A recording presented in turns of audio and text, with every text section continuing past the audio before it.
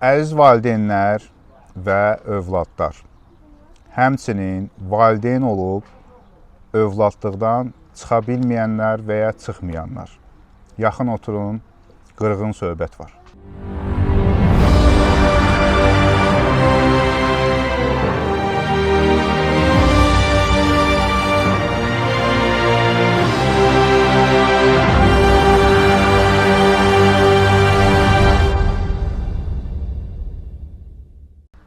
Birinci istərdim ki, bu videonu izləyəsiniz.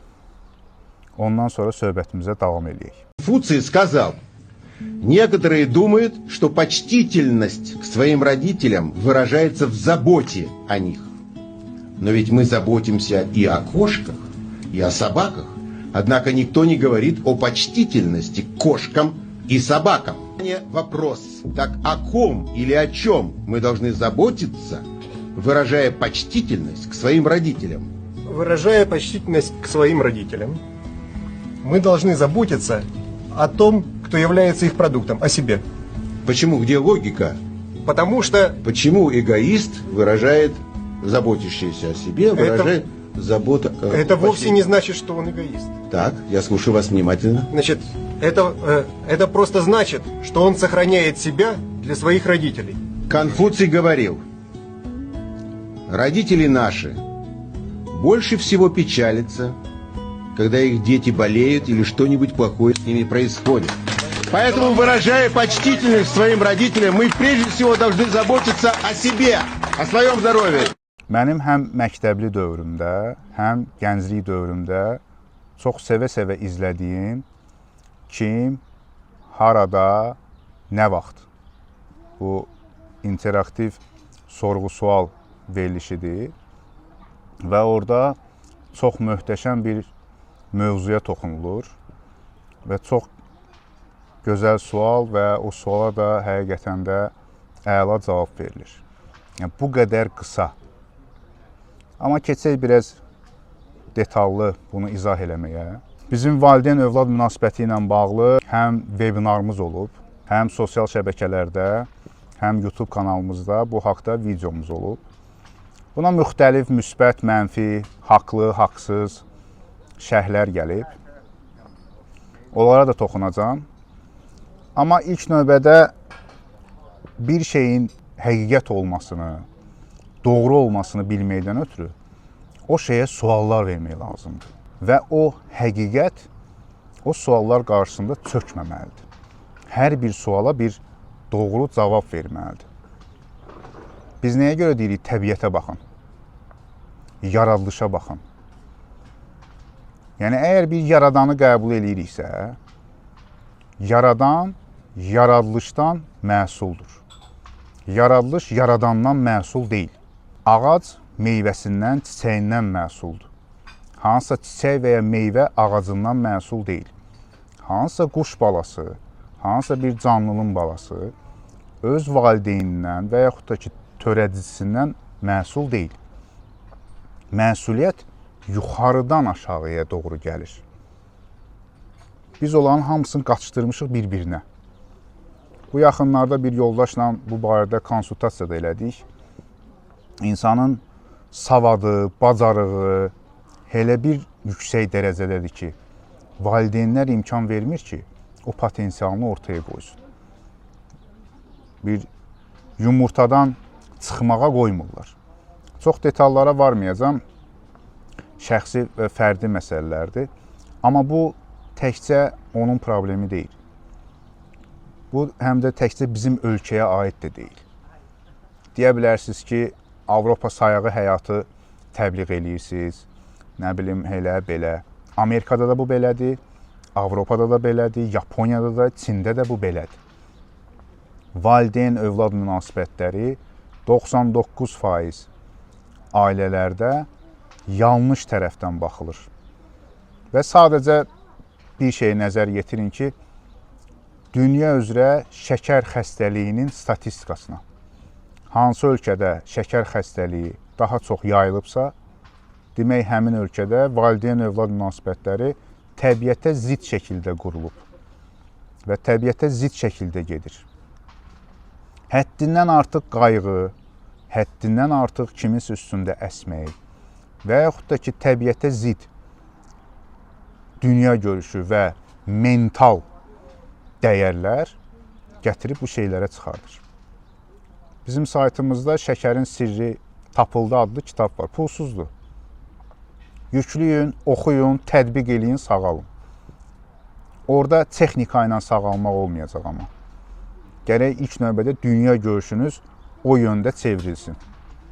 Ondan sonra o texnikalar əlbəttə ki, sizə kömək olacaq.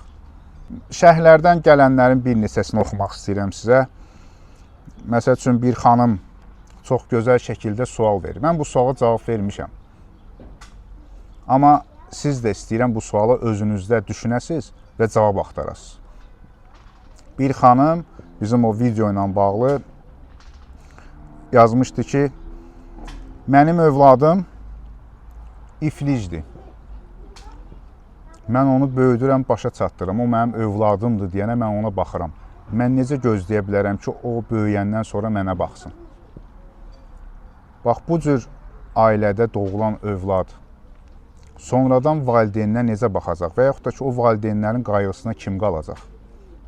Xahiş edirəm, bu suala cavab verin.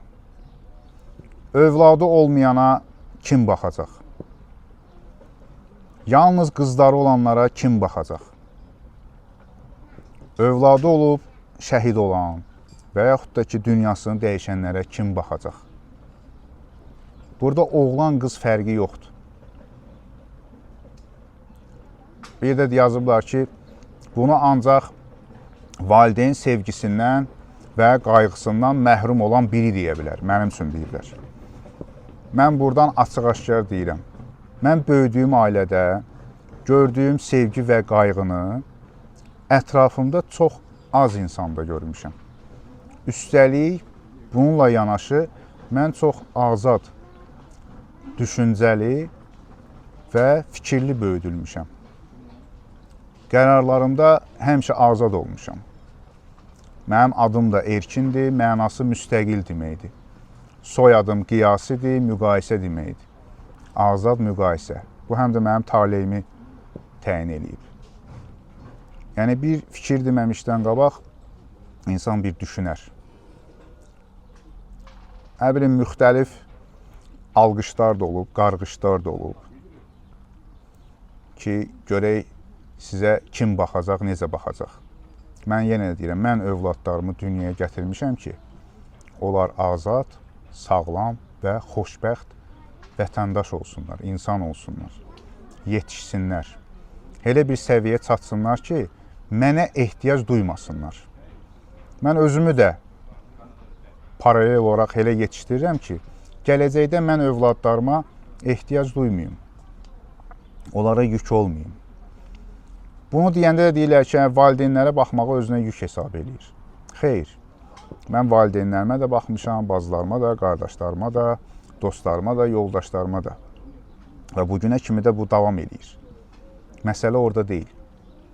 Məsələ kimin necə yanaşmasında deyil. Məsələ təbiətin qanunudur. Zəncirotu qanunu var. Mən ona üfürgən deyirəm də. Rusca aduvançik deyirlər o gülə. Yəqin görmüsünüz. O gül elə formalaşıb ki, onun çiçəkləri və bərabərdir toxumları valideyn bitdiyi yerə düşməsin, daha uzaqlara uçsun. Təbiətə baxın da, adi bir ağaclara baxın, görərsiniz ki, böyük bir ağacın kölgəsində eyni tipli və ya fərqli bir ağac bitə bilmir. O kölgədə quruyur. Bağbanlardan soruşa bilərsiniz. Ağacların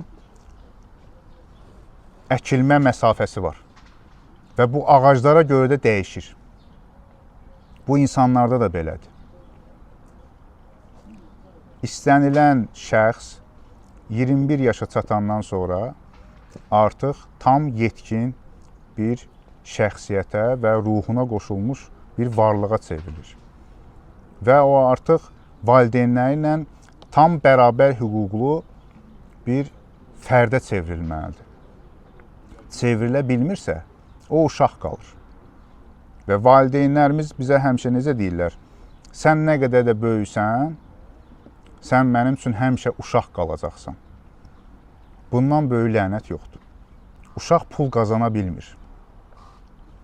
Uşaq ailə qura bilmir. Uşaq övlad sahibi ola bilmir, bilməz də. Hər bir şeydə bizdə böyüklük tələb olunur. Uşaq vaxtından da. Sən artıq böyümüsən. Belə eləmək olmaz, eləmək olmaz. Bunları da eləmək olmaz. Siz bizdən uşaqkən böyüklük tələb elədiyiniz kimi, böyüyəndə də o böyüklüyə hörmət eləyin. Tanıyın o böyüklüyü. Yenə deyirəm, kişi, qadın fərqi yoxdur. Və insanlar, biz ona görə demişik ki, valideynlə ayrı yaşamalıdır. Ən azı 5 kilometr məsafə olmalıdır. Çünki emosional qatımız diametri 5 kilometrdir. Valideynlə ayrı yaşamaq ona atmaq demək deyil. Fərdi öz yuvasını qurmaq deməkdir. Ki, hamı yetişsin, böyüsün və öz ailəsini qursun. Bizim valideyn olaraq ilkin tapşırığımız və vəzifəmiz uşaqlarımızı həyata hazırlamaqdır. Yenə deyirəm də, canlılara baxın da. Quşlar necə böyüdür balalarını? Digər heyvanlar necə böyüdür? Nəyə hazırlayırlar? Bizdə nə edirik? Bizdə indi diplomlu işsizlər yetişdiririk. Uşaq məktəbi qutarsın, ali təhsili olsun, vəssalam. Sonra işi olar, olmaz, o sonraki məsələdir. Uşaqları ilk növbədə peşəyə yiyələndirmək lazımdır ki, onlar başa düşsünlər ki, diplomla işin zəmanəti yoxdur. Mənim də diplomum var, heç bilməm haradadır. Və çoxları da belədir, 99%. Yəni, bu tərs gedən bir şeyləri deyəndə niyə xoşunuza gəlmir ki? Demək ki, nələrsə düz getmir də burada. Sonra valideynlərin hansısa bir arzuları olur. Mənim uşağım həkim olsun. O həkimliyi ilə heç aşağı-yuxarısı əlaqəsi yoxdur. Yəni, mənim uşağım qəssab olsun. Mənim uşağım maşın ustası olsun. Siz qərar verməyəcəksiniz onun kim olacağına. O qərarı onun ruhu verib. Və siz onun qarşısına alanda artıq xəstəliklər və uğursuzluqlar başlayır. Və bu, bütün cəmiyyətə təsir edir. Yəni, düşünün ki, bir qartal öz balasından ördək olmağını istəyir.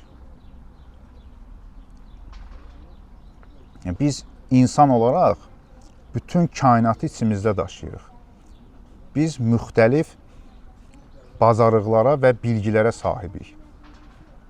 Uşaqlar olur da, məsəl üçün, texniki fənlərə, dəqiq fənlərə daha çox meyl eləyir. Bəziləri humanitar fənlərə, bəziləri yaradıcılığa, bəziləri rəssamlığa, aktyorluğa. Bu, onun ruhunun, təbiətinin tələbidir. Bu, orada özünü xoşbəxt hiss eləyir. Yox, sən mütləq şəkildə həkim olacaqsan. Sən mütləq şəkildə müəllim olacaqsan. Nə bilim, rəis olacaqsan. Bu, birbaşa onun məhvi deməkdir. Ki, buna da gətirib çıxardır. Bunu vizual şəkildə izah edeyim. Baxın, bu övladdır, bu yetkin insandır. Yəni, artıq böyümüş, 21 yaşına çatmış bir fərddir. Bura keçmiş zamandır, bura gələcək zamandır. Və bu yetkinlə övlad arasında 90 dərəcə fərq var. Siz övladınıza, artıq böyümüş bir övladınıza uşaq kimi baxanda onu çəkirsiniz həmin bu keçmiş zamana, balacalığına. Və əlbəttə ki, övlad anasının, atasının əlinə baxan kimi böyüyür. Onun uğuru olmur. Ola da bilməz. Təbiətə ziddir. Hələ o sağ qalırsa böyük şeydir. Və üstəlik bunu yenə deyirəm, kişi-qadın fərqi yoxdur. İkinci məsələ.